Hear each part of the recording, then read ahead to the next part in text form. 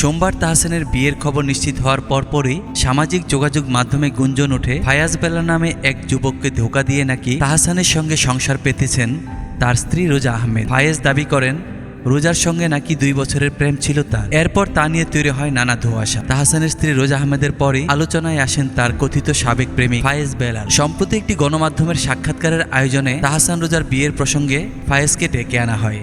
সেখানে রোজা আহমেদের নাম মুখে না নিলেও পরোক্ষভাবে কথিত সাবেককে নিয়ে নানান কথা বলেন। সাক্ষাৎকারে ফায়েজ এও দাবি করেন রোজার বিয়ে হওয়ায় ফায়েজের মা কান্নাকাটি করেছেন। ফায়েজের কথায়, আমার কারো উপর অভিমান নেই, আমি তাদের দুজনকেই অসংখ্য শুভকামনা জানাই। ওদের বিয়ের খবরে আমার মা সবচেয়ে বেশি ভেঙে পড়েছেন, মানে আমার থেকেও বেশি। তিনি আমাকে আজকে এই সাক্ষাৎকারে আসতে দেননি।